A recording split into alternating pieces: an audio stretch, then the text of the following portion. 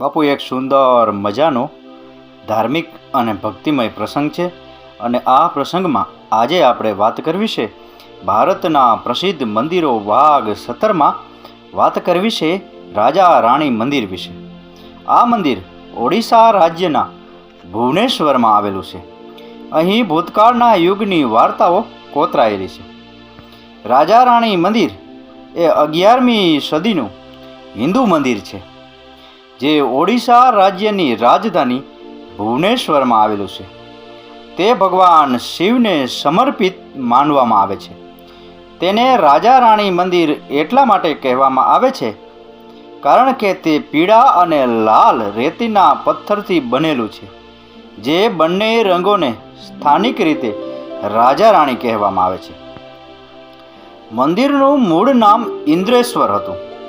મંદિરમાં સ્ત્રીઓ, પુરુષો અને યુગલોની કામુક કોતરણીને કારણે તેને સ્થાનિક રીતે પ્રેમ મંદિર તરીકે પણ ઓળખવામાં આવે છે. રાજા રાણી મંદિર પંચરથ શૈલીમાં એક ઊંચા ટેકરા પર બનેલું છે, જેમાં 2 રચનાઓ છે.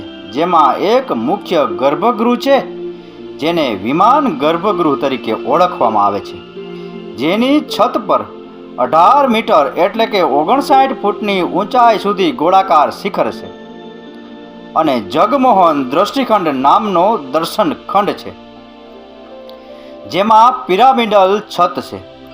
મંદિર આછા લાલ અને પીળા રેતીના પથ્થરથી બનેલું છે, જેને સ્થાનિક રીતે રાજા રાણી કહેવામાં આવે છે. ગર્ભગૃહની અંદર કોઈ મૂર્તિ નથી. શિલ્પ સ્થાપત્ય શૈલીના આધારે આ મંદિર 11મી સદીના મધ્યમાં બંધાયું હોવાનું માનવામાં આવે છે. બ્રાવુને આ મંદિરને અનંત વાસુદેવ મંદિર સાથે જોડી દીધું છે અને તેને 11મી 12મી સદીની આસપાસ બનાવાયું હોવાનું નોંધાયું છે. રાજા રાણી મંદિર લગભગ પુરીમાં જગન્નાથ મંદિરના સમયગાળાનું છે. મધ્ય ભારતના અન્ય મંદિરોની સ્થાપત્ય આ મંદિરથી પ્રેરિત છે. આ શ્રેણીમાં ખજુરાહો મંદિર અને કડાવા ખાતે તોતેશ્વર મહાદેવ મંદિરનો સમાવેશ થાય છે. વિદ્વાનો માને છે કે શૈલીના આધારે આ મંદિર સોમવંશી રાજાઓ અને રાણીઓ દ્વારા બનાવવામાં આવ્યું હશે, જેઓ તે સમયગાળા દરમિયાન મધ્ય ભારતમાંથી ઓડિશા સ્થળાંતર કરીને આવ્યા હતા. ઓડિયા મંદિરોમાં 2 ભાગ હોય છે: ગર્ભગૃહ એટલે કે દેઉલ અને તે સ્થાન જ્યાંથી યાત્રાળુઓ ગર્ભગૃહ, જેને જગમોહન કહેવાય છે, તે. શરૂઆતમાં દેઉલ મંદિરોમાં જગમોહન નહોતું, જેમ કે ભુવનેશ્વરના કેટલાક જૂના મંદિરોમાં જોઈ શકાય છે. પાછળથી મંદિરોમાં 2 વધારાના માળખા હતા, જેને નાટ્ય મંડપ, ઉત્સવ હોલ અને ભોગ મંડપ, અર્પણ હોલ કહેવામાં આવે છે. વિમાન ચોરસ છે અને દિવાલો વિવિધ કોતરણીઓથી શણગારેલી છે, જેને રથ અથવા પાગ કહેવાય છે.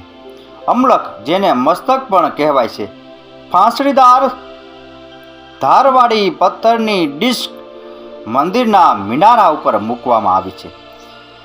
રાજા રાણી મંદિર એક ઊંચા ચબૂતરા પર ઊભું છે. મંદિર આછા લાલ અને પીળા રેતીના પથ્થરથી બનેલું છે, જેને સ્થાનિક રીતે રાજા રાણી કહેવામાં આવે છે. તે પંચરથ શૈલીમાં બનેલું છે અને તેનો વક્ર ઉપલા ભાગ રેખાશિખર 18 મીટર એટલે કે 55 ફૂટ ઊભો છે. આ વિમાન બુરજ નાના ડબલ મુગટવાળા મિનારાઓના સમૂહથી ઘેરાયેલું છે અને ભુવનેશ્વરના અન્ય મંદિરોથી વિપરીત ખજુરાહો મંદિરોના મિનારાઓની જેમ ગોળાકાર દેખાય છે. આ મંદિર 3 મોલ્ડિંગવાળા ચબૂતરા પર ઊભું છે. અન્ય મંદિરોમાં જોવા મળતા 3 ભાગોને બદલે 5 ભાગમાં વહેંચાયેલું છે. વિમાન પાયાથી 59 ફૂટની ઊંચાઈ સુધી પહોંચે છે. ગર્ભગૃહ અંદરથી 10.25 ફૂટ ગુણ્યા 10.25 ફૂટ અને બહારથી 31 ફૂટ ગુણ્યા 29 ફૂટ માપે છે. તેનું શિખરની પાંસળીઓમાંથી નીકળતા શિખરોની પ્રતિકૃતિઓ બુર્જોના જૂથોથી શણગારેલું છે. મંદિરમાં 5 ભાગો છે, જેમ કે પભાગા, તલજંગા, બંધના, ઉપરાજંગા અને બરંડા. સૌથી નીચેનો ભાગ, જેને પભાગા કહેવામાં આવે છે, તેમાં 5 સુશોભન ઢળાઈઓ છે: ખુરા, કુંભ, પટા, કાની અને બસંત. મંદિરના ઉપરના ભાગમાં અનેક લઘુચિત્ર અંગ શિખર છે. ઉપરના ભાગની ઉપર એક ખાંચાવાળું ડિસ્ક આકારનું સ્થાપત્ય ભાગ છે, જેને અમલક કહેવાય છે, અને તેના પર એક કળશ છે. જગમોહન પિરામિડ જેવું માળખું ધરાવે છે, છતાં તે હજુ પણ સંપૂર્ણ માળખાનો દરજ્જો ધરાવે છે. તેમાં 1903માં થયેલા સમારકામના નિશાન જોવા મળે છે. જ્યારે તે તૂટી પડ્યું અને ખંડેર બની ગયું, જગમોહનના આંતરિક પરિમાણો 17.83 ફૂટ ગુણ્યા 17.83 ફૂટ છે અને બાહ્ય પરિમાણો 36 ફૂટ ગુણ્યા 36 ફૂટ છે. પગથિયાવાળું પીઠ જગમોહન અને આંતરિક રવેશ સરળ અને સાદા છે. જગમોહન યોજનામાં ચોરસ છે, જ્યારે પહેલાંના મંદિરોમાં લંબચોરસ યોજનાઓ હતી. આ શિલ્પોમાં મુક્તેશ્વર મંદિરના શિલ્પોમાં જે ઊંડાઈનો અભાવ હતો તે જ ઊંડાઈ છે. સહેજ બહાર નીકળતો પ્રવેશ દ્વાર ડાબી બાજુએ જાડા ગોળાકાર સ્તંભોથી ઘેરાયેલો છે, જે સર્પોથી જોડાયેલો છે.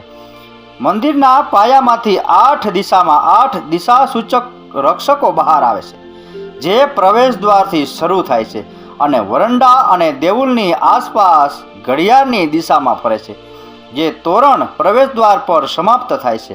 અન્ય નોંધપાત્ર શિલ્પોમાં નાગ નાગિની સ્તંભો, પ્રવેશદ્વાર પર શૈવ દ્વારપાલ અને પ્રવેશદ્વાર પર લકુલિસાનો સમાવેશ થાય છે, જેની ટોચ પર નવગ્રહની કમાન છે.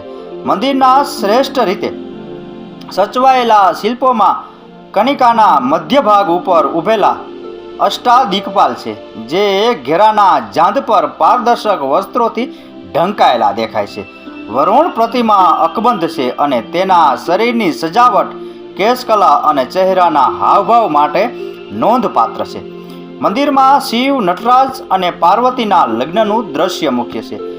મંદિરની દિવાલોમાં ઊંચા, પાતળી અને શુદ્ધ નાટિકાઓના શિલ્પો છે, જે વિવિધ ભૂમિકાઓ અને અભિવ્યક્તિઓમાં પ્રેમના પ્રસંગો છે, જેમ કે દુબળા પાતળા તપસ્વી તરફ માથું ફેરવવું, તેના બાળકને પ્રેમ કરવો, ઝાડની ડાળી પકડી રાખવી, મેકઅપ કરવો, અરીસામાં જોવું, તેના પાયલ કાઢવા, તેના પાલતુ પક્ષીને પ્રેમ કરવો અને સંગીતના સાધનો વગાડવા.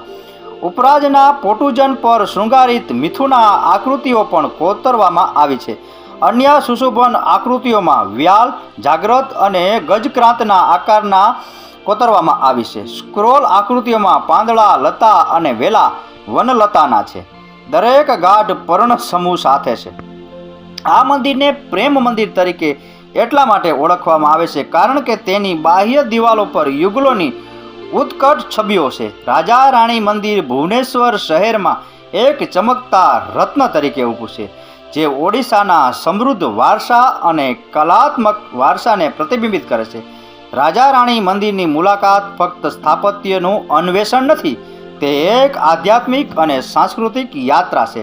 તેની જટિલ શિલ્પો, સ્થાપત્ય ભવ્યતા અને ઐતિહાસિક મહત્વ તેને એક એવું સ્થળ બનાવે છે જે મુલાકાત લેવા માટે પૂરતા ભાગ્યશાળી દરેક વ્યક્તિ પર કાયમી છાપ છોડી જાય છે. તો બાપુ, આ હતો ભારતના પ્રસિદ્ધ મંદિરો ભાગ 17 રાજા રાણી મંદિર વિશેનો પ્રસંગ. આ કથા, આ વાર્તા પૂરેપૂરી સાંભળી એ બદલ આપનો ખૂબ ખૂબ આભાર. આપનો દિવસ શુભ રહે. મહાદેવ હર.